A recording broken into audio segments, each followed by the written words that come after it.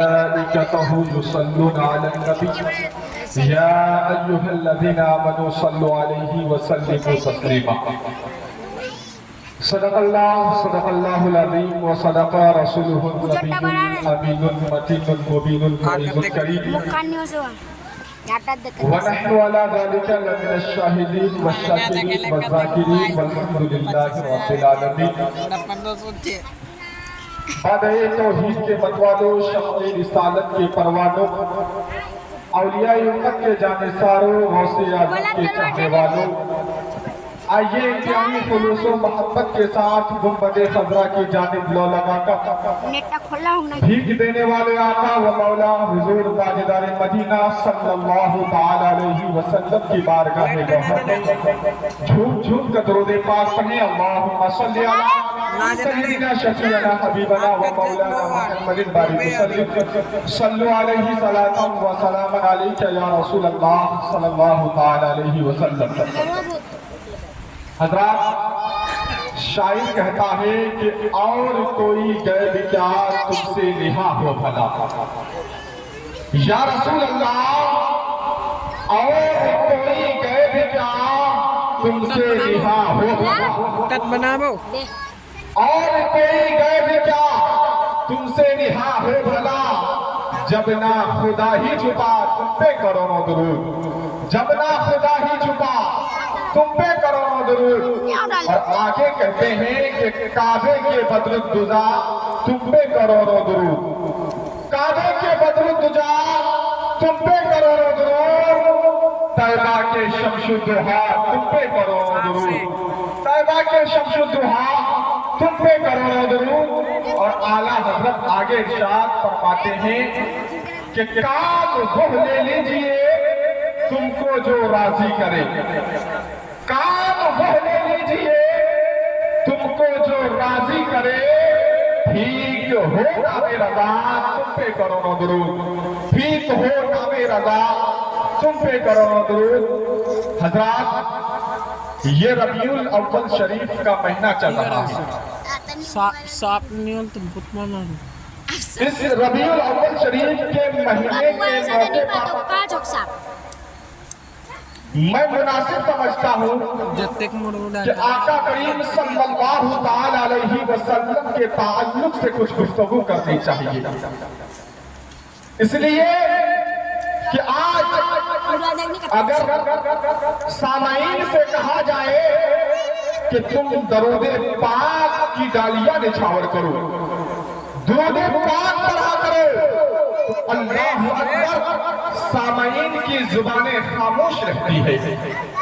حضرات محترم، خطبہ مسئولہ کے بعد میں نے جس آیت کریمہ کی تلاوت کا شرف حاصل کیا ہے، اللہ رب العزت قرآن عظیم فرقان حمید میں ارشاد فرماتا ہے ان اللہ وملائکتہ یصلون علی النبی یا ایھا الذین آمنوا صلوا علیہ وسلموا تسلیما.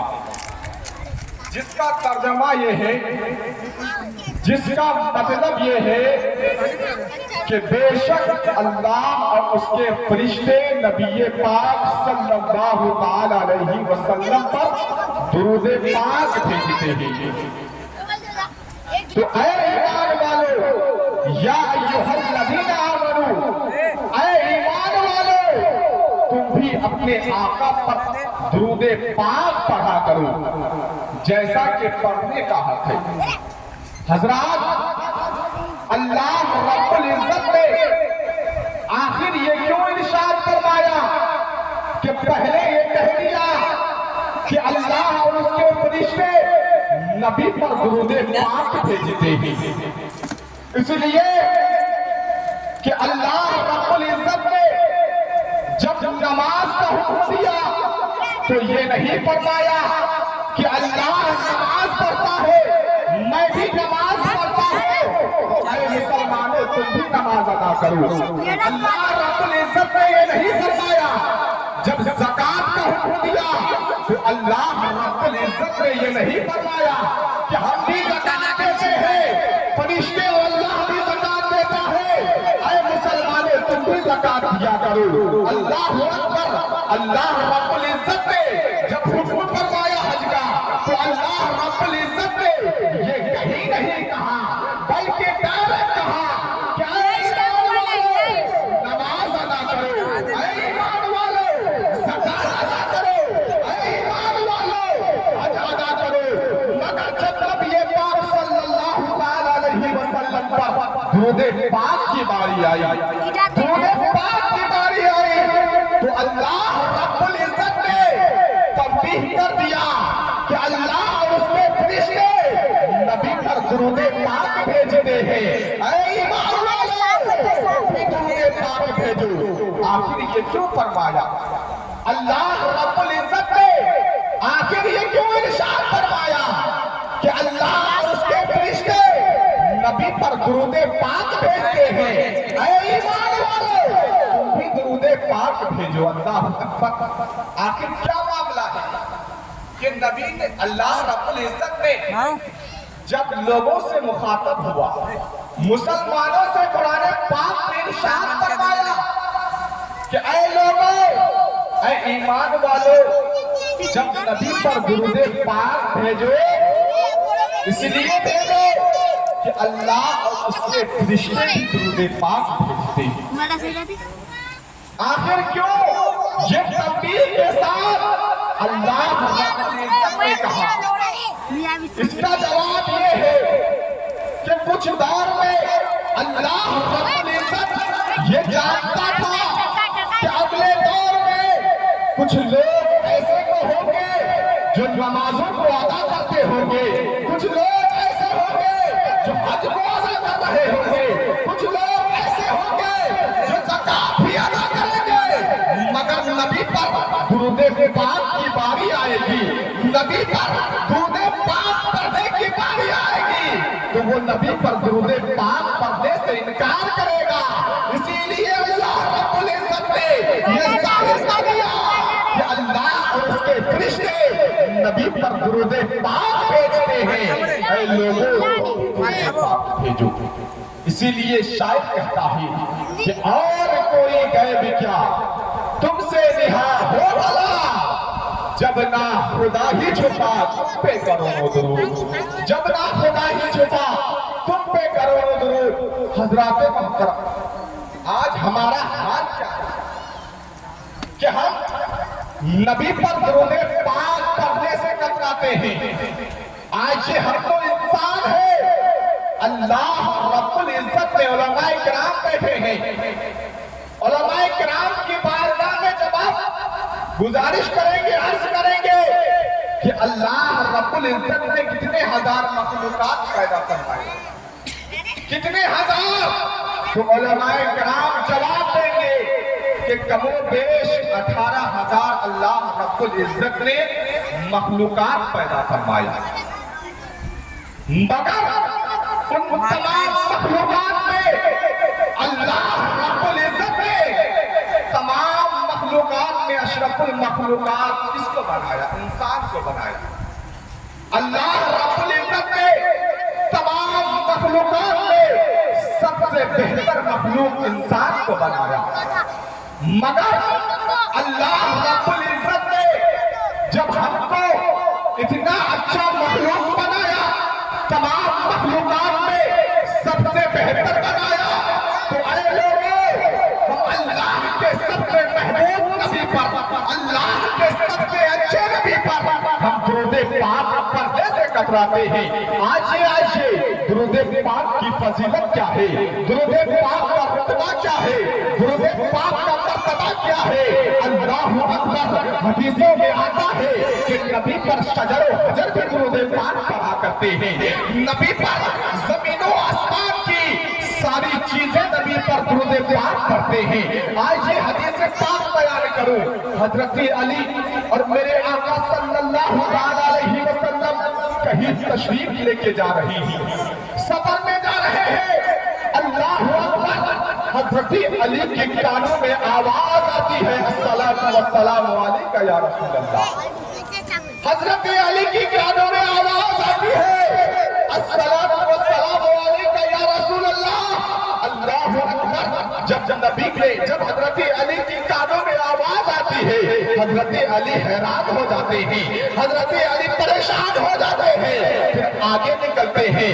اللہ اکبر، کیا ماجرا ہے کہ دوسری مرتبہ حضرت علی کے کانوں میں آواز آتی ہے، الصلاۃ والسلام علیک یا رسول اللہ۔ اللہ اکبر، جب حضرت علی کے کانوں میں آواز آتی ہے، حضرت علی پریشان ہو جاتے ہیں، حضرت علی حیران ہو جاتے ہیں، آخر کون ہے جو نبی پر درود پاک پڑھ رہا ہے؟ پھر جب تیسری مرتبہ حضرت علی کے کانوں میں آواز آتی ہے، الصلاۃ والسلام علیک یا رسول اللہ۔ اللہ اکبر، حضرت علی پریشان ہو جاتے ہیں، حیران ہو جاتے ہیں۔ حضرت علی میرے آقا کی بارگاہ میں عرض کرتے ہیں، فدا کا امی و ابی یا رسول اللہ، میرے ماں باپ آپ پر قربان یا رسول اللہ، میرے ماں باپ آپ پر قربان یا رسول اللہ۔ میرے کانوں تک آواز آ رہی ہے کہ کوئی آپ پر درود پاک پڑھ رہا ہے، مگر مجھے دکھائی نہیں دے رہا ہے۔ اللہ اکبر، حضرت علی جب آقا کریم صلی اللہ علیہ وسلم سے سوال کرتے ہیں، بارگاہ میں عرض کرتے ہیں، یا رسول اللہ، میرے کانوں تک آواز آ رہی ہے کہ کوئی آپ پر درود پاک پڑھ رہا ہے، مگر میری آنکھوں کو دکھائی نہیں دے رہی ہے۔ اللہ اکبر، میرے آقا مسکراتے ہیں، عرض کرتے ہیں، اے علی، وہ پہاڑ نظر آ رہا ہے۔ حضرت علی عرض کرتے ہیں، یا رسول اللہ، وہ پہاڑ نظر آ رہا ہے۔